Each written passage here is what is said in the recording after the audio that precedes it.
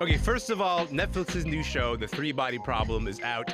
There hasn't been a show with this much hype around it for a while. Ramy Youssef, the comedian, has a new special. He's about to be everywhere. It has been a busy week in arts and pop culture. The group chat is here. Let's go.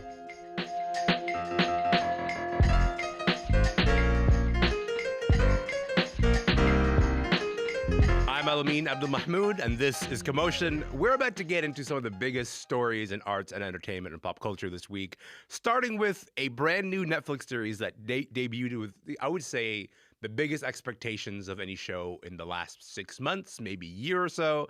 In order to talk about the show, we have Cassie Cao is here, Radheyan Simonpillai is here, and for the first time ever on Commotion, Leila Latif is here. What's good, everybody? How y'all doing? Welcome to Commotion. How's everyone feeling?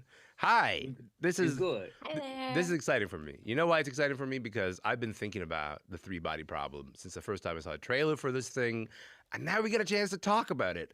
And I understand that there are feelings around this table about the show, and I'm here to maybe argue about those feelings. But first, let me just set it up. Okay, so ever since Game of Thrones wrapped up in 2019, which was an ending that, let's just say, was dissatisfying to a lot of people, there's been this rush to call something the new Game of Thrones. Either, House of Dragons, like they try to apply to that, or the new show on Disney Plus, Shogun, which is currently unfolding. But this week, the actual creators of the original Game of Thrones rolled out their first new series in 5 years. And I want you guys to hear this because there's not a dragon or a sword in sight. Someone or something is targeting scientists. They're going after our best and brightest. There's someone behind everything. You just have to dig. So that is a clip of the three-body problem. It's from the guys who created Game of Thrones, David Benioff and D.B. Weiss. It is based on the Chinese novel of the same name. Rad, unfortunately, it falls to you, pal, to explain the complicated storyline of the three-body problem. I know it's complicated, but can you just give us your best shot in terms of just setting up what this show is? Yeah, I'll try and set it all up within the time span that you have allotted for this show. I mean, look, Go. so where do we begin? I mean, the show begins in 1966 China, right? We meet a young woman whose family is being persecuted by the Maoist revolution. This is probably the most interesting or most compelling character in the series, because she's witnessing her family being persecuted for believing or for promoting Western science. Mm-hmm. Somehow her story connects to a bunch of scientists in the modern day turning up dead. And then we meet a bunch of H&M model looking scientists who are then, they're the ones that it falls on them to figure out, why are people dying? Why is this mysterious clock appearing in front of their eyes? Why are we getting communiques from outer space? Why is this virtual reality game really, really virtual, I guess? And what does this all have to do with the end of the world as we know it? First of all, terrific job summarizing that show for such a sprawling plot, because it is three disparate stories that end up being connected. Okay, so when you kind of pull all these threads together, for you, does it add up to a satisfying show?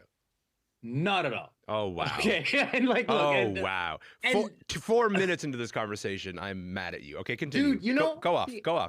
No, listen, I'm mad at you, actually. Okay, that's fair. I deserve that. Because I was ready to call it quits after the first episode. Then I found out y'all wanted to talk about it. And then I had to go and put more hours into this just to figure out what's going on. So I got to the part, Elamin, where I get it. I see the Matrix now. I understand what's going on. That's how far I got into this show. Okay. And let me tell you, no, it is not any better. I mean, certainly there is interesting science and ideas in this show that's adapted from the novel, but it's a bit like The Matrix, where there's a lot of withholding information kind of for the first bit, right? For the first 4 episodes, really. So, like in The Matrix, I think I always found what was frustrating about The Matrix, the first hour of it is like Morpheus going, "What is the Matrix? Who is the Matrix? What are you breathing? And just tell me what the Matrix is," right? And so imagine that for 4 episodes. But the difference is, in The Matrix, you have Lawrence Fishburne and you have Keanu Reeves and you have Carrie-Anne Moss, and they are playing these compelling characters.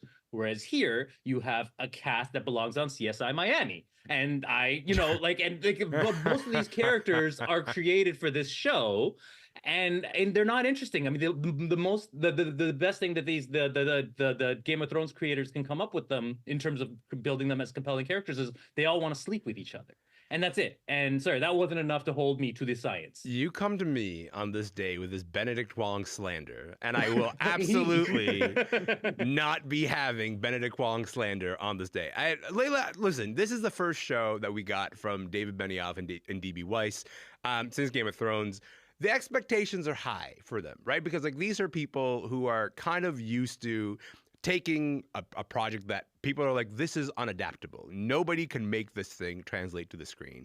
That's what people thought about Game of Thrones. And then they were like, watch this. And they did it. And then they take this thing and they go, and a lot of people are like, I've read this book. It's not really an adaptable book into the screen. And they say, watch this. What kind of expectations do you think are placed on them and on the show?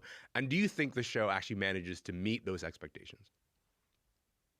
I mean, yeah, sure. I mean, there's kind of an idea of like a handsome budget that's going to be in place and two like very, compelling people. But yeah. I mean, this is not really a victory lap. This is kind of like a beg for forgiveness, I think, after like that final series of Game of Thrones that they put us Y'all through. going in today. Okay. All right. I don't know. I think like I get the whole kind of like challenge of like adapting the kind of unadaptable novel. The Wachowskis kind of gave it a go with Cloud Atlas. Poor Things recently was like considered like an unadaptable novel, but like watching this, I was just like, sometimes things just shouldn't be adapted. Sometimes like you just lose so much of it. And I am in agreement that I think all of this kind of earlier stuff that's in Maoist China is actually like very interesting. But when you kind of watch something where it's kind of like the science is so complicated, but you get a sense that nobody making the show gets the science either. So it's like, it doesn't make you feel dumb. It makes kind of like the whole thing feel dumb. Okay, first of all, it's important to note that like the book was written by a scientist. Like the book was not a novelist who was like, let me just invent some science. It was a scientist who was like, let me write a novel. So as a result, a lot of the commentary that I've seen, I've not read the book, but a lot of the commentary that I've seen from people who have is like, the book is quite dense, actually. And the show's attempts to cram in all the science is inelegant because the book is inelegant about the amount of science that is actually carried off in the text. Rad and Leila both talked about the treatment of Maoist China and how the story treats it. I think that's interesting, Cassie, because the three-body problem has its history, right? It's a 2008 Chinese sci-fi novel. Last year, it got adapted into a TV series in China where the book is set. And then this Netflix version is like, no, what we're going to do is we're going to make it international. So instead of it being set in China, it's set sort of, internationally. How do you think that impacts the storytelling? How do you think that impacts like what the show is trying to do? Oh, I mean, I love that we whitewashed it. Yeah, one of them is Latina, just to be accurate. Yeah. I don't know. Okay, first of all, I resent that we keep saying it's an unadaptable novel when it has been very successfully adapted just last year by Chinese media. It was thought to be unadaptable until like these recent adaptations, I think, because it is like an ambitious project. But yeah, you're right. Yeah, you're totally right. But like, we don't have to credit Columbus. Do you know what I mean? Like, it's already been covered and it's been done well. Okay, got it. The Chinese adaptation is highly well rated and solves all of the problems that people are saying with this new Netflix series. Sure. But also, like, yeah, I think, I did think that the Cultural Revolution timeline story was like interesting in that we don't usually get to see that stuff on television. And I think with, the broadening of adapting international like IP, we get to see things like that we don't normally see in Western media. However, I thought it was very cartoony. I thought that it was given that there's no context in the Western world really of what the Cultural Revolution even was about other than like communists bad. It was treated, I think, very politically flippantly and given no context. And then when you strip the rest of the show from its Chinese context, it gives even less. You just like every 15 minutes get to watch a little scene about how communists are bad with no other context greater. And then it also removes, I think, the rest of the show from that timeline because none of it has any impact in like how that society moved forward. I have to be the brave one in this panel and just come out and be like, I like the three body problem. I'm the one guy. Like, what's amazing is like you guys have all found reasons to be like, I don't know about this show, Elamin, and I'm the guy who's like, I actually think it's pretty good. I mean, like, look, here's what I'll tell you about my experience so far with this show. I think, like, the opening scene is an expertly done opening sequence that was, like, really compelling, and it pulls you in. I do think, like, when they're talking science, my brain goes, science, science, science, science, science. Like, there's no, it's not, like, it's too dense for it to be, like, useful to the plot. So, like, my brain kind of glazes over, and I go, oh, this is, like, a mechanism to get to the next part of the story. So I'm not as engaged by the amount of science that is like being thrown at me. But I do find like the story mechanisms in this thing quite engaging, Rad. And I think like the other thing that is really working for me is that I feel like I'm watching Lost, but I'm watching Lost on like 1.5 speed, you know? Like in the sense of just like everything is very accelerated. The problems of Lost is that like this is a great story to tell in 8 episodes, and then they were like, we have 24, so that's a real problem. And there's just a lot of mystery boxes being thrown at you as you watch the Three Body Problem, and I'm a mystery box kind of guy, you know, like. Honestly, by the end of the first episode, I was like, oh, this could be the end of a whole season if you were making this show 10 years ago. That's how much is being thrown at you in terms of like the amount of plotting that is happening. We should say David Benioff and D.B. Weiss are getting a lot of the credit because like they are the two names that, you know, created Game of Thrones. But like they're not the only creators of this. Alexander Wu is the third creator of this. And people are talking about, hey, it's from the guys who created Game of Thrones, and that's fair.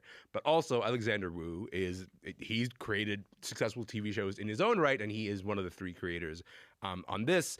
But when you think about Game of Thrones and you think about this show, Rad, do you go, there's like a natural through line between why you want to make this thing next after making Game of Thrones? Well, yeah, but I mean, bear in mind, I'm someone who only glancingly watched Game of Thrones. Sure. Like I saw it, I was like, oh, it's lots of sensationalism and rapey vibes. Let's move on, right? And so that's as much as I watched Game of Thrones. And so I saw that, and then I saw the same 2 creators. When they wanted to create that other show that ended up never being made. The one about talk about it because what was it? It was so called. They were going to make a show for HBO, and it was going to be like, what if slavery never ended? And then people were like, what if 2 white guys didn't make the show, and then they didn't make that show? Yeah, exactly. So alternate reality where we still live in slavery, and people think about this as like, okay, so you want to make slavery fanfic? I think is what Roxane Gay described it as, right? By 2 white guys who didn't do a very good job, you know, even with diversity in this, and then Game of Thrones, which is set in a fantasy world, right? So, but I mean, like, so then, you know, seeing that and then seeing their approach to this, where they take a novel set in China, but then bring it to, again, the H&M models in Britain, and, you know, like that, I mean, that sort of kind of entitlement and lack of kind of engagement with the characters and the context of the story, it totally tracks, I think, right? It makes sense. Models catching strays this morning. I love it. Love to see it. Go ahead, Cassie. I think that they're hotter than H&M models. I do want to give them credit. I think that especially the one woman who has the Kim Kardashian lips, I think she's gorgeous. But she's every time she the least compelling character. Of course, but every time she comes on screen, I'm like, oh, we're in a Dior perfume commercial. My vocabulary for model, I don't know how to grade them appropriately. I'm sorry. I did not realize that. I did not realize that my 3 body problem was going to be the 3 of you. But I love that for me. Thank you. My name is Elamin Abdulmahmood, and you are listening to Commotion. My guests today are Radheyan Simonpillai, comedy writer Cassie Cao, and culture reporter Leila Latif. Okay, we're going to move on from the world of the 3 body problem and into the world of comedy, where right now, all eyes are on this guy. I'm done apologizing. I'm done saying that we're peaceful. For 20 years, we've had to prove to people that we're safe, right? Every time you turn on CNN, there's like some Arab dude talking about how Islam means peace. You know that guy? But he's always shouting it. He's always like, we come in peace! You're like, bro, that's the slogan for aliens. I can't actually get through without laughing. That's Ramy Youssef. He's got a new comedy special debuting on Crave this week. It's called More Feelings. It's a follow-up to his 2019 special, which is called feelings. Right now, it kind of feels like Ramy is everywhere. We should say he was in the Oscar-winning movie Poor Things. He'll be hosting SNL next weekend. He directed an episode of The Bear last season. Cassie, I'm curious to get your perspective on, as a comic yourself, what makes Ramy such a compelling figure in the world of comedy?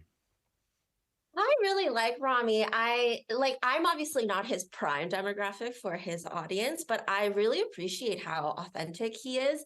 And I think as a figure in the industry, I find him really compelling because as you know, a lot of comics will get a break. I mean, everybody at some point will get some kind of break. And what most people do, and like no shame to them, they'll just try to spin that into higher opportunities for themselves and move themselves higher up the ladder. Yeah. Kind of like, this is the best that can happen to you in this entertainment industry. And I think similar to how genuine his comedy is and genuine around building, community around the Arab community, especially in the Western world, he's done a lot of good for my Arab friends who are Arab comedians who, even in Canada, like a lot of us are stuck here with no work visas and can't get opportunities in the States. And he's like personally given a lot of really great opportunities on TV and on really big stages for like my friends up here. He's really interested, it seems like, in building up a local talent and not just like moving himself up higher the Hollywood A-list ladder, but building up the community from the ground up. And I also think audiences can see that kind of intention. And I think it's really compelling and refreshing. Yeah, Leila, I'm interested in Ramy for that perspective, right? The idea that here is this guy who absolutely can follow the playbooks of, comedians who get an opportunity from an underrepresented group, and Hollywood tends to go, there can only be one, and Ramy's like, that's not really for me. Like, that is not the approach that I want to take. And his comedy, I think, can be challenging to a lot of new audiences. He's not attempting to be palatable. He is very tentative. He's someone who thinks through things, does not land on conclusions. I think kind of intentionally. When you make of Ramy sort of arriving at this moment, do you think he's a natural fit to become the comedian of the moment? Because to me, I think there's something about him that would go oh, he's not a natural fit for this, but I'm so happy that he's getting this moment. I don't think he's necessarily a natural fit for the moment, but I think sometimes, anybody from marginalized communities does have a little bit of a pressure to sort of I suppose make themselves as palatable to the white gaze, I suppose you call it, as much as possible. And you see that in so many people's work where you're almost you feel like they're trying to confirm the suspicions that other people have about them. And a lot of comedy, Cough, Camille and Johnny Cough, does seem to come down to oh yeah, look, we are kind of objects of ridicule and stuff. So for somebody to actually present their lived experiences, their feelings, their whole humanity, and being I'm not going to kind of make this small for you. I'm here. I don't think this is weird. I don't find faith weird. I don't find my community weird. And we're fully three-dimensional people, and funny stuff happens. I think it's a gorgeous thing and kind of a revolutionary thing. And particularly the idea of the faith, the idea of that, the way that he uses faith in his comedy. You want to talk a little bit about that, because I don't think we've seen a comedian like Ramy in terms of the way that he plays with faith. Yeah, I mean, I think arguably it's something that Larry David's been doing in terms of Judaism. But I think that there has been this thing where Islam is considered to be a deeply unfunny religion, because there's kind of so much kind of, I don't know, pressure around it, so much Islamophobia in the world. And not saying that anti-Semitism isn't a problem, but it just is nobody thinks of it as being kind of a ripe opportunity to have some fun unless you're mocking it. Right. And I think that's what's so interesting about him. He can hold this stuff to have its moments of absurdity without kind of, insulting it. And Rad, I do think it's interesting that Ramy right now is finding all the success with the war in Gaza happening, and the tensions surrounding Muslim communities are back to what I would say are close to 9/11 levels, post 9/11 levels. Talk to me about the significance of having this guy be the guy who has the spotlight in this particular moment. Yeah, I mean, I think it's interesting how he owns this moment as kind of one of the only visible Muslims from that region in this space, in the Hollywood space. I mean, he was at the Oscars wearing his ceasefire pin and speaking on it on the red carpet, and one of the few to do anything like that. And when you look at his comedy, I mean, there's something about Ramy that I think where like just being in the position that he's in, existence is resistance, right? Just on those terms. Like he doesn't even have to do much right now to be kind of in this kind of loaded moment. And what I love about him is like, I think a lot of comedy nowadays is very combative. Right? Like people are making arguments and stuff like that. That's how comedy goes. And in this moment with God, the Israel-Hamas conflict and what's going on in Gaza, we are in a combative state right now, right? People are not seeing each other. So what I love about Ramy is that he is laid back. He isn't, this show, he was raising money for humanitarian aid for Gaza. So he does talk about these kind of experiences and how people come to him with questions about Hamas and stuff, but he doesn't do it in a combative way. He's not there arguing for why Palestine. He's acknowledging these issues, but then also just bringing it back home. It's like, this is just how I experience things. And in a way, like instead of posing arguments and arguing for a cause, he's just inviting people to see him as a human. And to get to see the kind of empathy that right now we're just not seeing a lot of in Hollywood. So I think the way he's owning this space is really interesting. So I literally have only like a couple of minutes left, but I want to move on to a slightly different kind of faith-based entertainment. Please help me. We have to leave.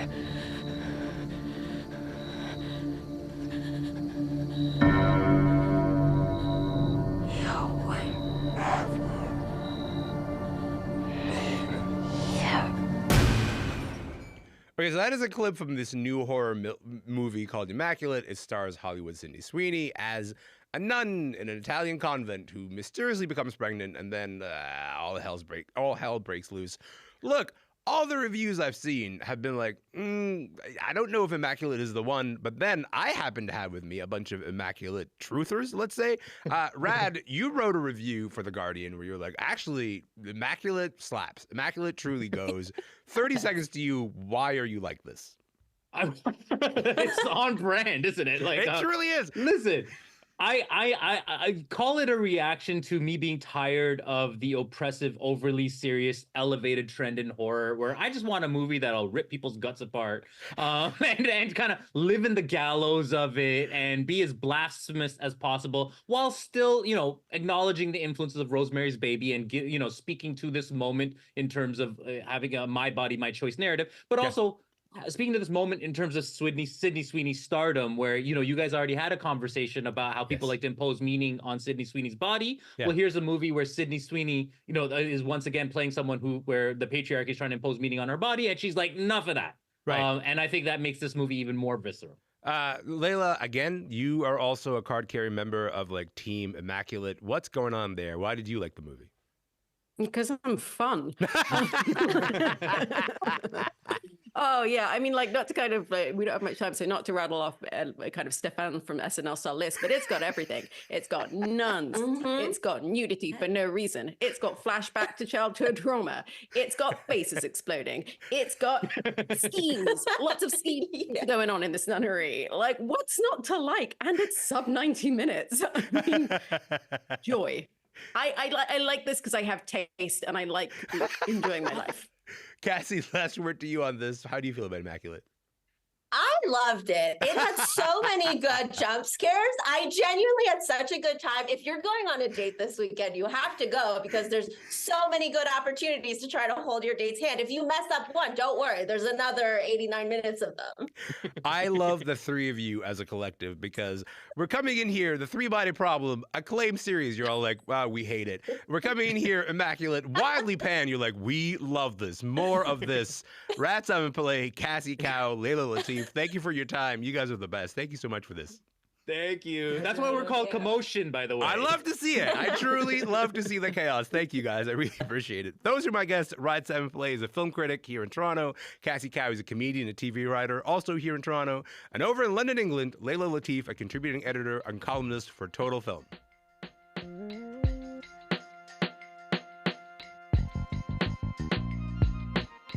That is it for the show today, but listen, I'm going to be back on Sunday. Why Sunday, you ask? Well, because it's the Junos. Me and my pal Tom Power are going to be in Halifax We are hosting the special live broadcast of the award show, so you can catch us right here on CBC Radio 1 or CBC Listen. The Junos are also going to be streamed live on CBC TV, CBC Gem, CBC Music.